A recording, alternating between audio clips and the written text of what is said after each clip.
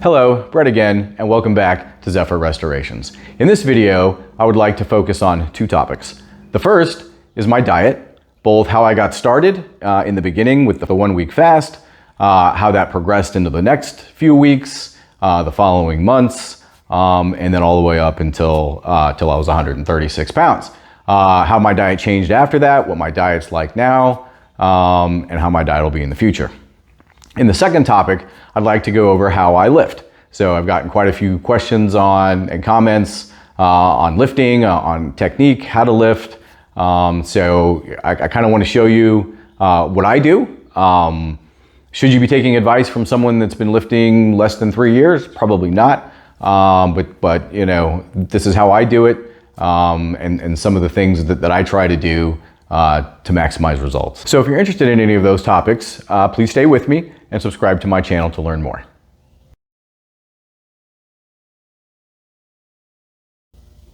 In the first week of my diet, I did the fast. So basically a fast. So I ate an avocado a day for 7 days.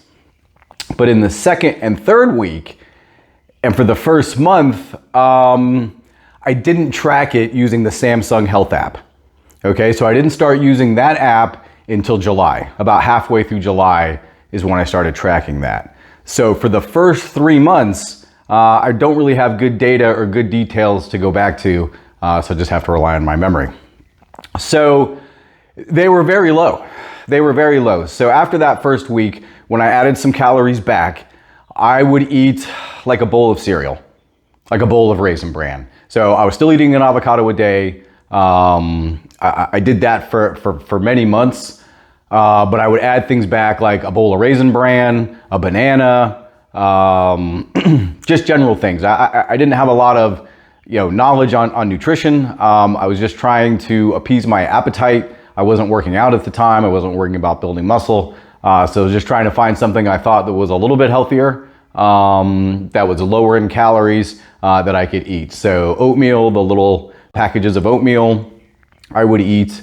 Protein bars, I did actually eat those, a few of those back then.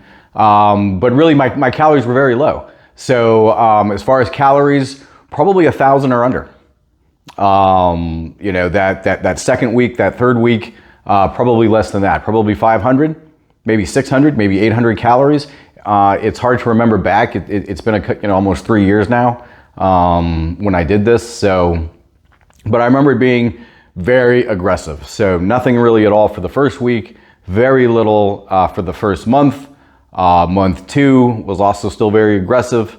I wasn't perfect though. I would cheat and I would eat things that I didn't want to, but I continued, and that got to weeks, months 2 and 3. We're still very low, probably 1,000 calories, maybe up to 1,200 calories. Some days were higher, so some days were lower. Some days I would definitely shoot for under 1,000 calories. So about midway through July, I started using the Samsung Health app. And at that point, that was when I really started tracking and taking more serious what I was gonna eat. So I knew I had to add more calories back. I was training for the Outward Bound. But I still wanted to lose weight. So I have screenshots of that. So I was able to find my old phone and get into the app and find the screenshots that have the summary by month. So it has the summary of calories that I have per month, as well as it's broken down for by day. So you can see July, I started about halfway through.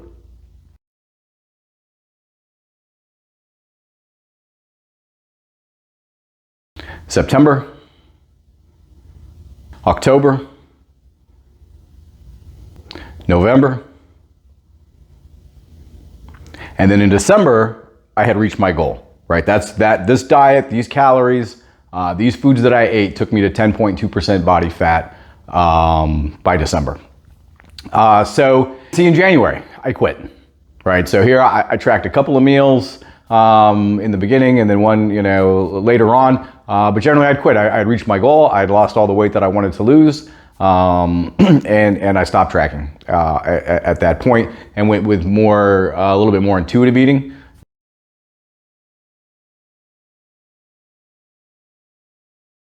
Probably the most asked question that I get and the most common comment I see is about loose skin and why I don't have any. So I've never really known in the past. I didn't know if it was luck, if it was genetics, or what the reason was that I really don't have any loose skin at all. So losing 100 pounds, going from a 38-inch waist to where I am now, and really no loose skin. So a couple of weeks ago, I got a comment that brought up a subject that I'd heard a little bit about, which was intermittent fasting. So it recommended taking a look at Dr. Fung and something called autophagy, which is self-eating. And so I'm not sure if you've seen that before, but that's definitely a topic that's worth looking into.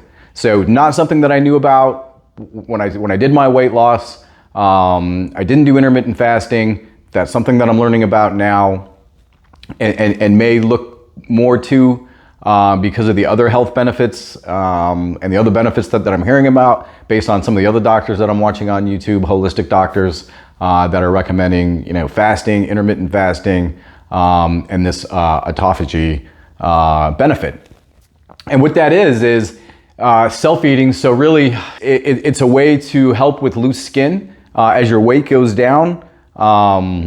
Your skin gets eaten up by your body, right? During a fast, your body is so in need of protein and nutrients that it actually goes to places that you wouldn't expect, like apparently cancer and other things, to scavenge these resources and it'll even take it from loose skin.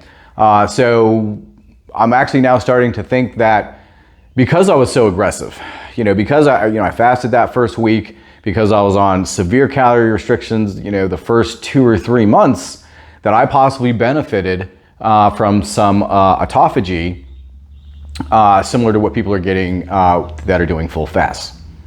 So, is that the reason? I'm not sure. Could it be genetics? Could it partially be from autophagy? It's possible. And Dr. Fung and there's other doctors that I've been watching. If you just YouTube search in YouTube for those terms, I think you'll find a lot of interesting information as I'm finding it interesting. The next topic that I want to address is weightlifting and how I choose to lift weights. So I know in previous videos I seemed kind of down on cardio. I said I didn't do cardio. I actually don't, I didn't do any cardio for the weight loss. I do some more cardio now that it's fun and it's actually enjoyable to do. But I actually think I get some cardio based on the way I lift and the hour I spend every morning or, Monday through Friday lifting weights. So the first thing that I do is I lift to failure. Okay, so I lift to absolute failure on my last rep. Sometimes I even try to get another rep up to kind of get a failure and a half type rep. So I lift in the 8 to 12 rep range to failure. So simply what that means is generally, if you look at your first set, if I can't do 8 reps, then that's too heavy and I should lighten the weight. So if I'm not getting 8 reps, I feel I'm not getting enough time under tension, not getting enough volume, and I choose a little bit less weight. If I can do more than 12, right? So if I'm getting 13, 14, 15 reps on an exercise, then it's definitely time to increase the weight. So that's when I'll add, 2.5, 5 pounds, whatever to incrementally increase it. So I find this a simple way to lift because I go to absolute failure. So if you're doing an exercise like bench press, I put enough weight on there that on my last rep, I can't do anymore, right? I have to have a spotter. My wife spots me and actually helps me get the bar up on the last rep. And I really do every exercise that I perform in that fashion. I also use a moderate to short rest time. So I'll rest anywhere between 2 minutes, 2 minutes, 30 seconds in between sets. So I know there's advantages to resting longer. However, I only have an hour. I have a family, I have kids, I have a job. I don't have this other time to dedicate to that. So that's another factor in maximizing your time, right? If you only have an hour a day, what are you going to do on that hour a day? You can lift, you can do cardio. There's a lot of different things that you can do, but I found, to maximize what I'm looking for, lifting weights for that 1 hour is giving me the most bang for the buck. If I had more time, if you had time to do more, to do some cardio if you wanted to, if you had time to do different exercises, more sets, more variations, more rest, all that would be great. But in the real world, I found, I find it, you have to live to your schedule, and getting up at 5 o'clock in the morning and working out till 6 is as good, is about as good as anyone can expect. The other key, I think, is focusing on compound movements. Okay, not single joint movements. So single joint would be like a curl, like a dumbbell curl. You're just working your bicep, and you're just doing a curl.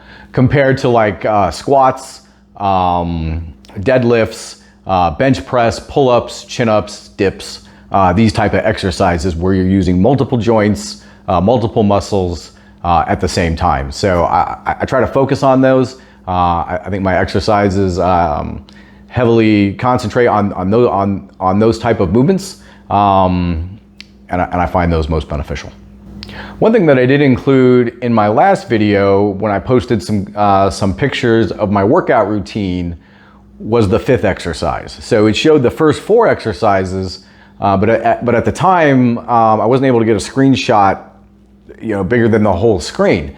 And there was actually a 5th exercise underneath that I do every day, which is abs, right? So I do work my abs every day. And I do that using this power rack, and I slide my bench up to it, and I use pulleys, and I do weighted crunches using the same method. So I can only do about 10 or 12 of them at the weight that I do.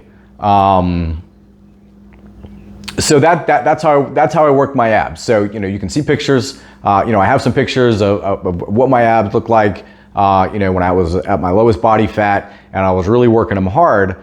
But for me, I felt I could get the best hypertrophy by overloading them, progressively overloading them, using the 8 to 12 rep range to failure. Really no different than I do in any of my other exercises. So, I don't do 500 sit-ups or anything like that. And I found I actually got some decent growth and some, the ability to make them pop by lifting heavy and lifting hard and go into failure to, the point where you come down, you seriously could not go anymore, is how I work my abs. Another thing that I find critically important to a successful workout program is tracking your exercises, right? You use an app. I use FitNotes on my Android. I'm sure Apple has them. There's a million different apps, but it's very important to track your workouts so you can track progressive overload. I mean, that's what this is all about, is progressively overloading your muscle. And that's another one of the reasons that I go to failure. Is I want my body to know, I want my mind-muscle connection to be, I'm asking my body to do more than it's capable of. Okay, so when I come out here, every day, every exercise, I basically fail. My body lets me down, and it doesn't do what I ask it to do. So in my mind, I think that's going to make my body adapt and my body change, because it knows the expectation that it's got to get stronger every time I come out here. You don't, right? You can't progress that much. I've been at this almost 3 years. Reaching a personal record or a PR is how it's tracked on my app, is a big deal. It just gives you a kind of a silly little icon next to your exercise. But after you've done 500 or 600 workouts, that actually starts to become a pretty important part of your program and your motivation. So I see a lot of people at the gym, or I did when I went to UFit, that would just wander around aimlessly. They would sit at machines, do exercises, feel like they're getting their work in, getting some exercise in, getting some movements in, and really that does very little. So you really have to push your body.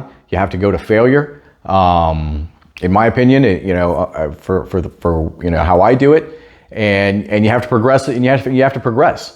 Right? So you can't just bench press the same thing all the time. You have to add a rep. You have to add, a couple of plates. So based on the way I do it, or 2.5 pound plates. So based on the way I do it, I try for that rep. So if I'm at 10, I'm always trying for 11. I'm always trying for 12, knowing that if I reach it, then I get to put the 2.5s on if I want to bench press and go for the next PR. I think it's very important to use an app, whatever app of you're choosing, but make sure it tracks your consistency, it tracks your progression, and it just makes your life a lot easier. So that does segue me into motivation, and I kind of went into how I got motivated, but how do you stay motivated? Year after year, day after day, 5 days a week, pretty consistently. And, I find that motivation wanes. It comes and goes, right? So there'll be times that you're super motivated, and then there's times you're not motivated at all. So most of the times that I'm out here in the morning, it's not that I really want to be out here. It's just that I know, it's become part of my routine. So what worked for me was using motivation, which can last for months, long enough to make it a habit, long enough to make it part of your routine. And that's one of the reasons that I lift 5 days a week, right? Monday through Friday, timed with my life, timed with my job, and timed with everything else. So it just becomes, my habit. I wake up in the morning, I do my workout, brush my teeth, take a shower, get ready for work, and go to work, right? And if I don't work out, it feels like I didn't brush my teeth. It feels like I missed something. So for me, it's harder to only work out 3 days a week, because then you get used to those. So if you're working out Monday, Wednesday, Friday, then you get used to Tuesday and Thursday, and it makes those other days tougher. Where when all your days are the same, so I actually get up at the same time 7 days a week, but I only work out on the 5. But at least I'm getting up at the same time. There's consistency there. There's habit there. And that leads, for me, led to better consistency. Because the motivation, definitely goes after a while. Especially once you start to reach goals and you start to achieve results. Sometimes those can motivate you to achieve greater results, but at the same time, sometimes it's hard to stay there. So there was a good quote. I'm not sure if it's from Pumping Iron or one of those movies, or one of those weightlifters of the era, that said, the wolf climbing the hill is always hungrier than the wolf on top of the hill. So I've always feared reaching that goal, reaching the top of that hill, and having motivation suffer, even more. But tying it to your routine has helped me with consistency. And the last topic that I wanted to address, is for the people where I was at, and the benefits of being there. And the biggest benefit is, having a person, being a person that didn't have any background in fitness. I had never lifted weights before in my life. I had never really done any athletics. So I didn't have anything to compare myself to. Every day for me at 46 years old, is better than the day before, right? Physically, ability wise, right? So I can do more pull-ups, I can do more dips, I can do more of these type of things than I've ever been able to do in my life. And that's really the best place to be. So you meet a lot of people that, when I was 20, I could do this. When I was 18, I was this, body fat percentage. When I was, when I was 30, I was this. But really, the best answer to, how many can you do, right? How many pull-ups can you do is ask me tomorrow, right? Ask me tomorrow. I'm going for a PR tomorrow. So really, I feel like at 46 years old, if I could go back in time, I could kick my 18-year-old ass. So that's really concludes everything that I have to say. If you found any of that useful, entertaining, please subscribe to my channel. I will be releasing some more videos as I think of topics. As always, good luck with your journey.